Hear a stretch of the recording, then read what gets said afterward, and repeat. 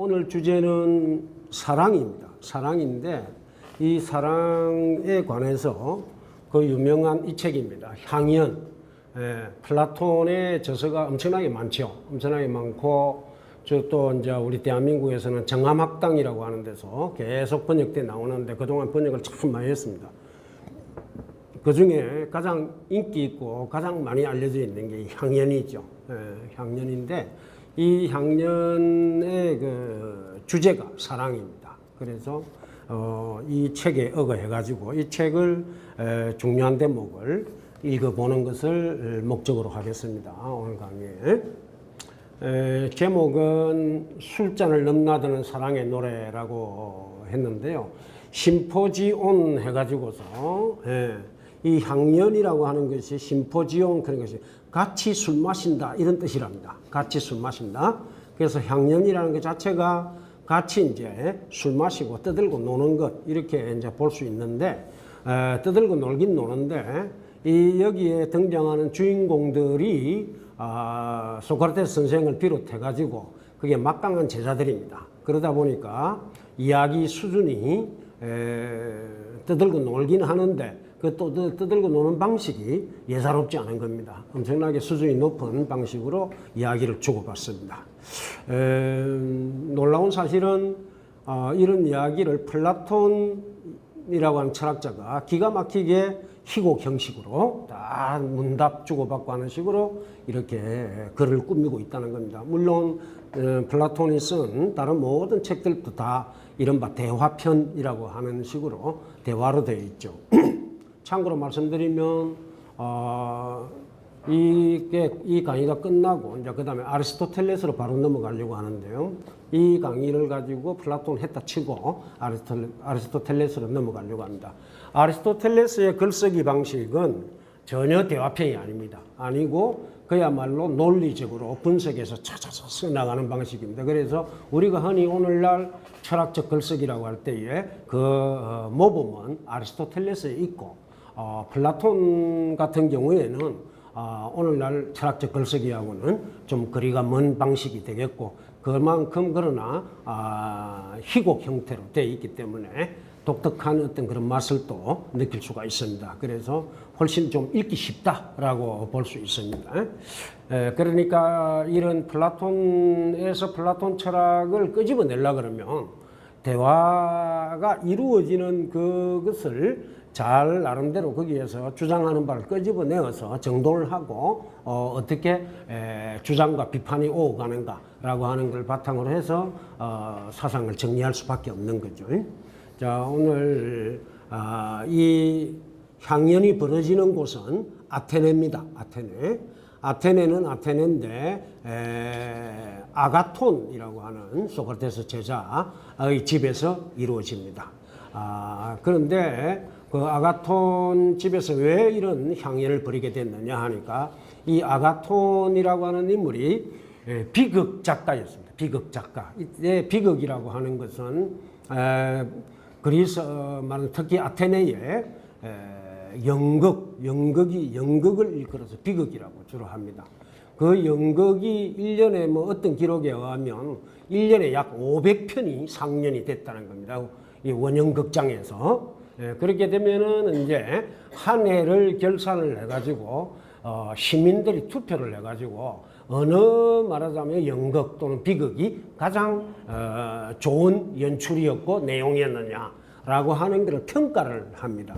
그렇게 해서 1년이 지나면 결산을 해서 1등, 2등, 3등 막 이런 걸 매기게 되는데 이 아가톤이 이 해에 말하자면 비극 작가로서 우승을 한 겁니다. 그래서 그 우승을 기념하기 위해서 아가톤의 집에 말하자면 뭡니까 지인들이라고 할까요? 친구들이라 할까? 또는 이제 소크라테스 선생이라 할까? 이렇게 모여가지고 이제 이렇게 주연을 베푼 겁니다.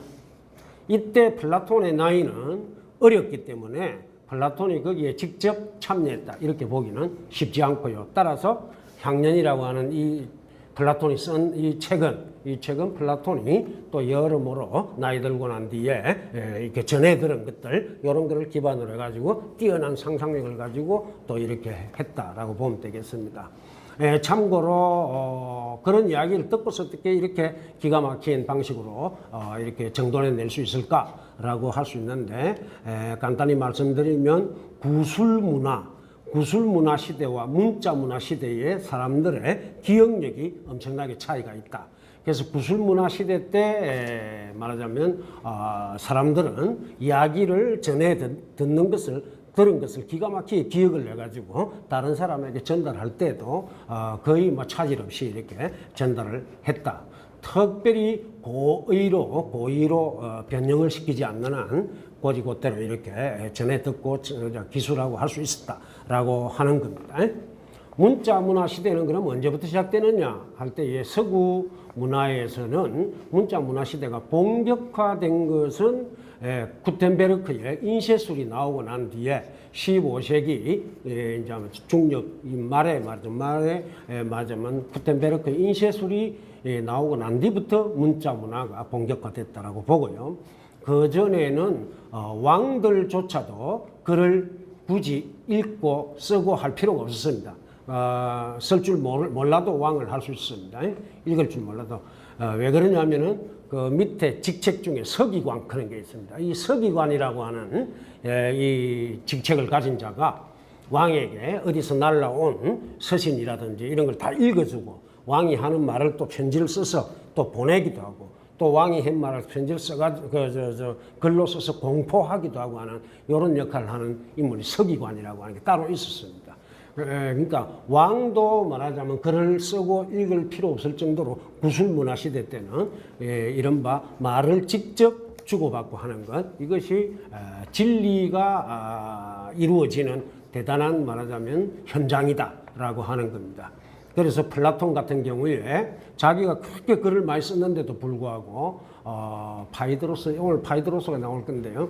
파이드로스라는 책인 걸로 내가 기억이 되는데 거기에서 문자에 대해서 상당히 비판을 가합니다. 문자는 기억력을 약화시키고 직접 대화를 통해서 진리가 주고받고 비판을 주고받고 근거를 따져 묻고 등등 하는 데서 점점 진리를 향해 나아가는 것이 진짜인데 글을 써서 이렇게 남에게 전달하게 되면 글과 읽는 사람 사이에는 대화가 안 된다는 거죠. 일방적이니까. 그래서 글을 보고서 우리가 뭐 읽는 사람이 비판한다고 해서 글이 알아듣는 것도 아니고 그죠. 그래서 이제 글이라고 하는 것은 대화를 통해서만 진리가 발생하기 때문에 글이라고 하는 것은 대화가 불가능하고 따라서 글을 통해서는 진정한 의미의 진리가 발생할 수 없다라고 해가지고 플라톤이 말하자면 대단히 문자 방식의 진리 전달이랄까 탐구랄까 이런 걸 상당히 부정적으로 비판을 합니다. 이야기 난 김에 한 가지 더 붙이면 이를 갖다가 이제 이러한 플라톤의 입장을 강력하게 비판한 인물이 말하자면 데리다입니다. 데리다는 그래서 그러한 대화 중심으로 대화를 바탕으로 해야 직접 보고 이야기를 주고받고 해야 진리가 발생한다라고 하는 이 플라톤의 입장을 조금 어려운 말을 써가지고 현전의 형이상학이다.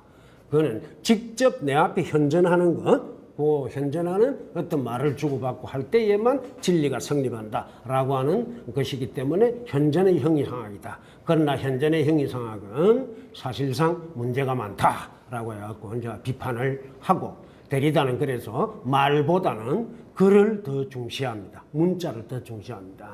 그래서 뭐 조금 어려운 말로 아르키그람이라는 말까지 써가면서 그람이 이게 문자라는 뜻인데요. 이 앞에다가 근본 문자다 해가지고 아르키그람이라는 말을 쓰기도 합니다. 데리다. 자크 데리다의 이런 것도 참고로 이렇게 이야기 난 김에 말씀드립니다. 자, 요 지금 향년이라고 하는 책에 이 향년의 주제가 사랑이라 했습니다. 그래서 이제 사랑에 관한 이야기를 여기 보면 두 번째 줄에 1페이지에 에로티코스 로고스 이랍니다. 사랑은 뭡니까? 에로스죠, 에로스.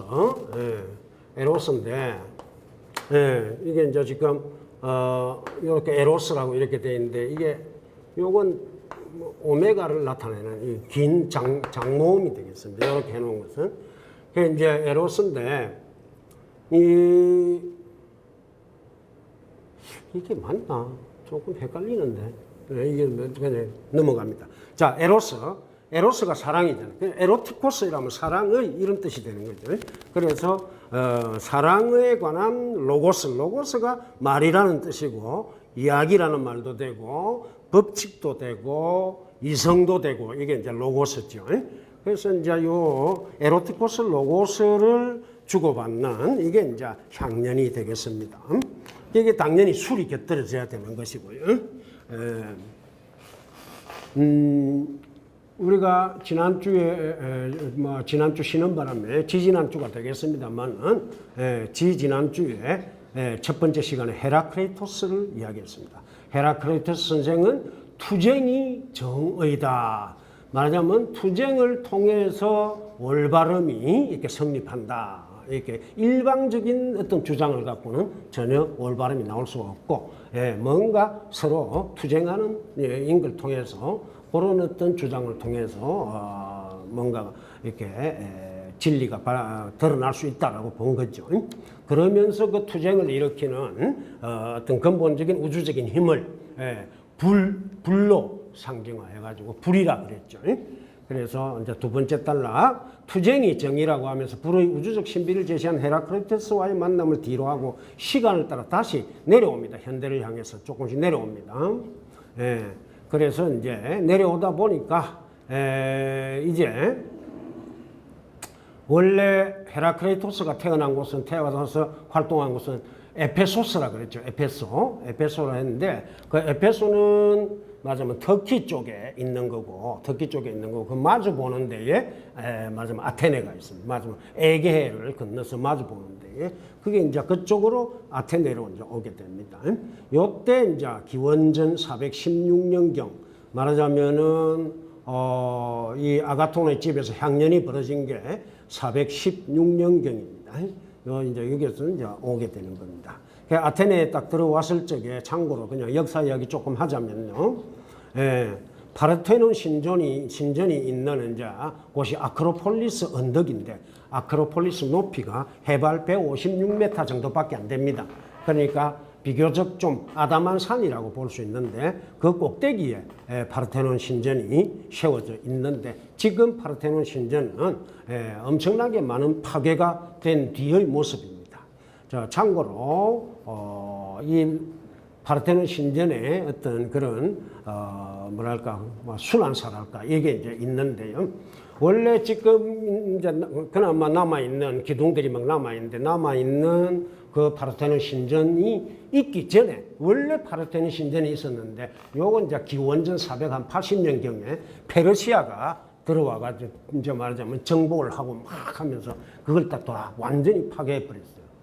신전을 파괴하는 것은 전에도 이야기했습니다만은 그 신전이 파르테논 신전은 아테네의 수호신인 아테나의 여신을 모시는 신전이잖아요. 그러니까 아테네의 모든 말하자면 종교적인 신념이랄까 정신이랄까 이게 아테나의 여신에 집중되어 있거든요. 그러니까 그 신전을 갖다 파괴하는 것은 곧 아테네 시민의 정신을 말하자면 파괴하는 것과 비슷하다. 이런 거고요.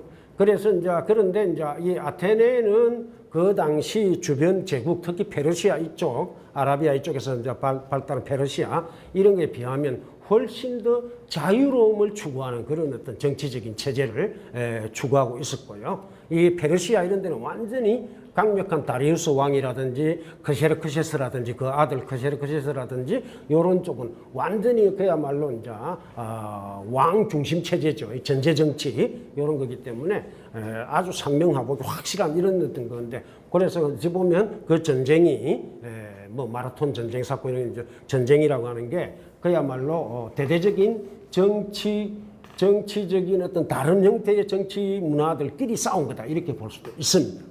아무튼 그런 과정에서 본래의 파르테논 신전이 완전히 파괴되었고 그 뒤에 이제 뭐냐니까 페르시아가 물러가고 난 뒤에 밑에서 봅니다. 페리클레스, 이른바 민주주의의 아버지라고 불리죠. 페리클레스. 이 페리클레스가 다시 아테네의 정신을 살려야 되죠. 그래서 파르테논 신전 재건 작업을 시작을 해가지고 했는데 그때가 447년이었다는 겁니다. 이름 하나 알아둬야 될 거는 이 페이디아스크는 이름은 알아둘 필요가 있겠습니다. 페이디아스는 이제 유명한 조각가인데 조각가이면서 옛날 사람들은 이 대체로 또 조각하는 사람이 건축을 한 경우가 참 많아요. 예를 들어서 다빈치 같은 경우도 회화로 유명하긴 하지만 조각으로도 상당히 조각도 많이 했고요.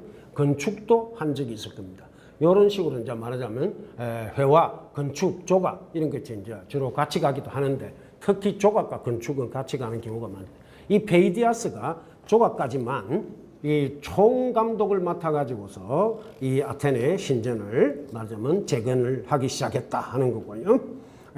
그래서 결국은 약 15년에 걸쳐가지고 작업을 한 끝에 건축 작업을 한 끝에 완공이 되었다. 그래서 우리가 지금 보고 있는 파르테논 신전 남아있는 그 부분은 기원전 432년에 완공이 된 건데 그나마 이것도 나중에 이 배지 넘어갑니다. 나중에 세월이 많이 흘러가지고 기원 이제 1600 제가 이런 거 제가 뭐 어떻게 알겠습니까? 잘 또 인터넷을 다 뒤져가지고 이렇게 정돈을 좀 해본 겁니다. 1687년 오스만 투르크 그런 거 있잖아요. 여기 이제 투르크가 터키잖아요. 터키가 투르크인데 그래서 오스만 투르크가 말하자면 이제 완전히 아테네를 갖다가 식민지로 장악을 하고 있었고 이 당시에 그러면서 이탈리아 베네치아하고 전쟁을 갖다가 또 했는데 베네치아가 말하자면 오스만 투르크를 공격하기 위해서 아테네에 이제 공격을 해오는 겁니다. 그랬을 적에 이제 이 오스만 투르크가 어떻게 했느냐 하니까 하필이면 화약을 대대적으로 저장을 해놨는데 하필이면 저장을 어디에 해놓은가 하니까 자기 신들하고는 아무 상관없는 파르테논 신전에다가 화약을 잔뜩 말하자면 저장을 해놨는데 거기에 하필이면 포탄이 가해진 겁니다. 베네치아군에. 그래가지고서 터진 바람에 파르테논 신전이 거의 뭐 완파되다시피 막 이렇게 막 온통 파괴가 됐고요. 그 다음에 이제 또 오스만 투르크로부터 그리스가 독립전쟁을 한참 뒤에 하게 되는데 그때 또 1822년에 또 파괴됐고 그 다음에 이제 1967년에 그리스의 군사 쿠데타가 또 일어나가지고 또 파괴됐대요. 이렇게 해가지고서 파르테논 신전이 그나마 좀 남아있던 게 또 파괴되고 남아있던 게 또 파괴되고 해가지고 겨우 지금 뼈대 몇 개 얘기하고 남아있는 겁니다. 그걸 이제 보러 지금 관광객들이 엄청나게 또 보러 가는 거죠. 요 참고로 이래 아시고요. 그 밑에 지금 흑백 사진으로 되어 있는 것은 이른바 대형 박물관에 있는 건데 따지자면 영국이 훔쳐갔다고 볼 수 있겠습니다. 이 대형 박물관에 있는 이 조각품들 보시기 바랍니다. 이게 이제 파르테논 신전 안에 이렇게 장식이 되어 있던 기가 막힌 조각품들인데 요것도 조각품도 막 보면 목이 달아나고 없고 막 이렇잖아요. 요걸 갖다 영국이 가져갔는데 요건 틀림없이 페이디아스가 대단한 조각가니까 페이디아스가 직접 조각을 하지 않더라도 조수들을 다 주의해 가면서 맞으면 거의 직접 조각했다고 볼 수 있는 그런 작품입니다. 보면은 그 주름, 대리석에 주름 기가 막히게 되어 있지 않습니까? 이런 어떤 부분들이 아테네 문화가 어느 정도로 고급했는가라고 하는 것을 알 수가 있습니다. 아마도 모르긴 해도 그 당시에도 말하자면 BC 5세기쯤에도 아테네는 이미 그 인근에서 그 헬라스라든지 또는 터키 이쪽이라든지 에게 중심으로 이 에게 문화라 그러죠. 요 전체에서 가장 화려하고 수준 높은 문화를 형성한 도시국가로 알려져 있었다. 이렇게 돼 있습니다. 자, 그런데 묘한 일이 하나 있습니다. 그게 뭐냐 하니까 이 파르테논 신전에 관한 모든 남아있는 문헌들을 사사시 연구하고 조사하고 해가지고서 파르테논 신전하고 똑같은 파르테논 신전은 똑같은 걸 새로 만든 겁니다. 어디에서 만드는 거 하니까 미국에서 만들었어요. 미국에서. 그래서 밑에 있는 두 사진이 실제 미국에 있는 겁니다. 파르테논 신전을 그대로 복원을 한 겁니다. 복원을 했는데 여러분들 지금 그 사진에 정확하게 좀 잘 안 보이려고 하는데요. 이 파르테논 신전이 얼마나 큰지는 잘 보면 오른쪽에, 우리가 보기에 오른쪽에 약간 나무가 있고 하얀 부분 있죠. 하얀 부분. 한번 보입니까? 하얀 거, 요 조그만한 하얀 거. 이게 하얀 게 사람입니다. 그러니까 사람 크기가 그 하얀 부분이 있는데 거기에 비하면 파르테논 신전이 얼마나 큰가 알 수 있고요. 그 다음에 이 파르테논 신전 안에 아테나의 여신을 모셔놨는데 만들어가지고 이것도 다 고증을 해가지고 만든 겁니다. 그러니까 오른쪽이 아테나의 여신입니다. 이 파르테논 신전 안에 있는. 여기에도 사람이 서 있죠. 왼쪽에.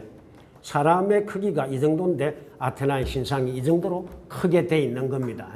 그러니까 이게 얼마나 거대한가라는 걸 알 수 있고요.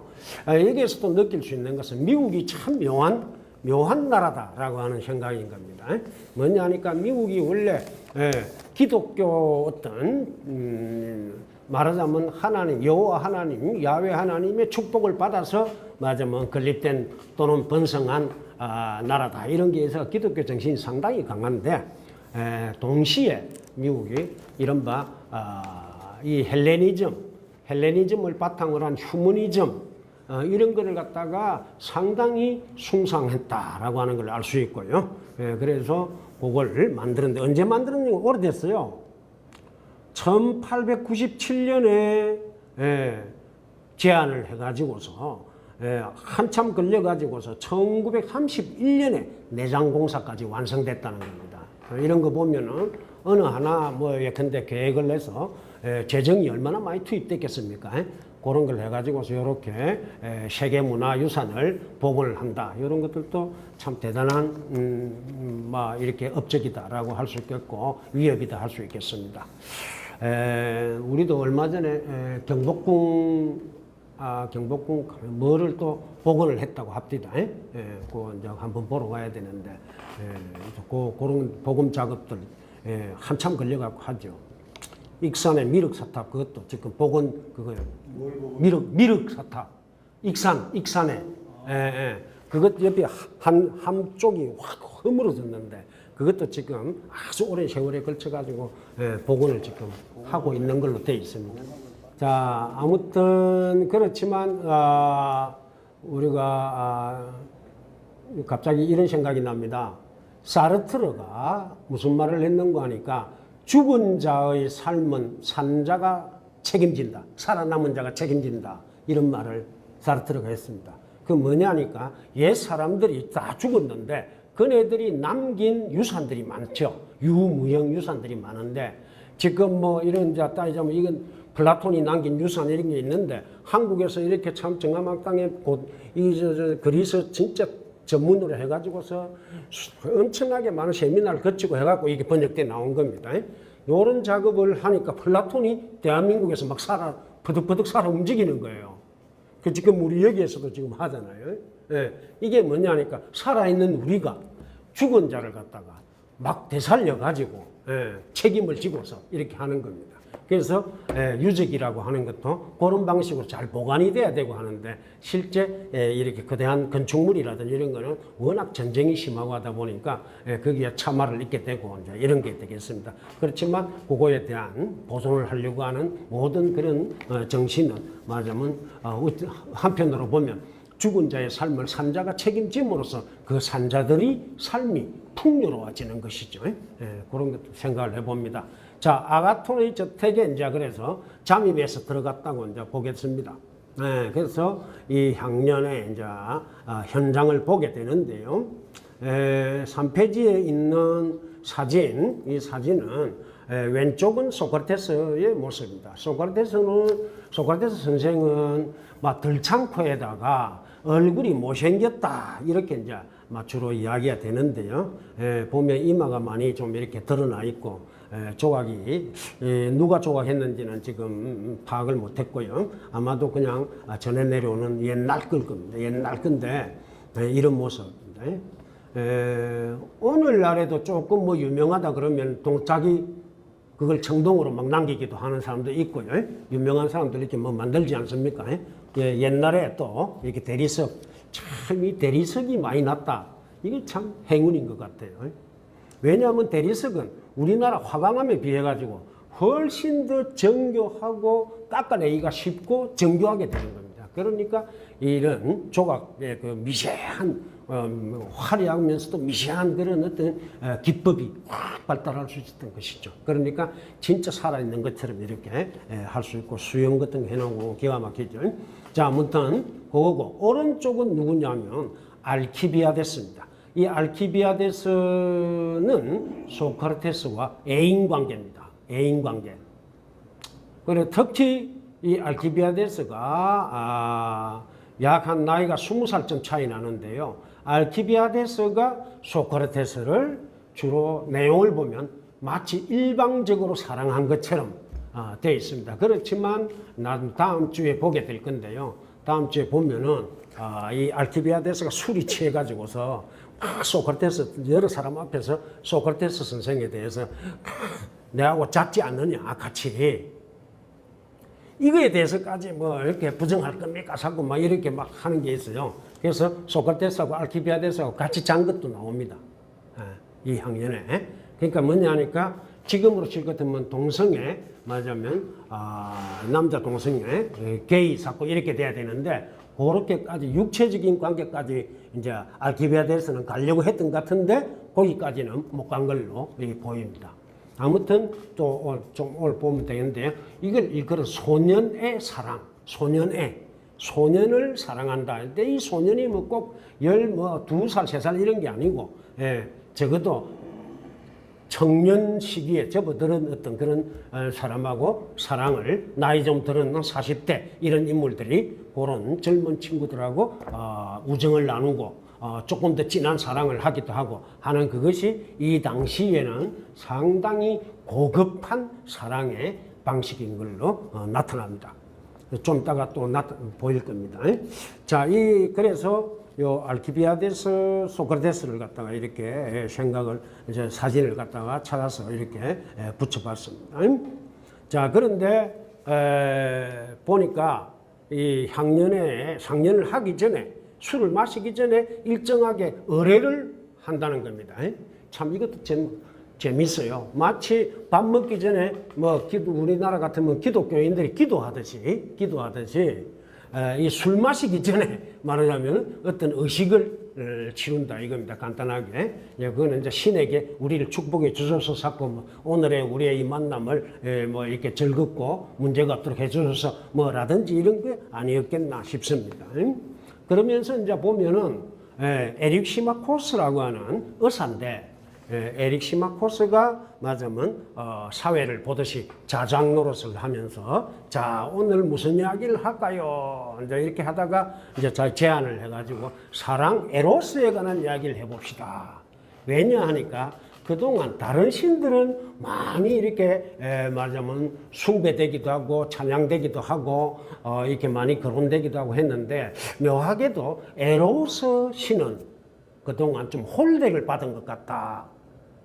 존재의 어떤 품격에 비해서 홀대를 받은 것 같다. 그러니 우리가 오늘은 에로스 신을 이렇게 제대로 찬양을 해보자 라고 해가지고서 하니까 그거 좋네요 이래가지고서 모인 사람들이 그거 합시다 이래 그 이야기를 그래서 에로스를 이제 주제로 삼아서 이야기를 하게 됩니다. 그러니까 자 먼저 누가 이야기 해보겠소 하면서 이제 에릭 시마코스가 이렇게 이제 하니까 제일 먼저 4페이지 넘어갑니다. 파이드로스가 나서게 됩니다.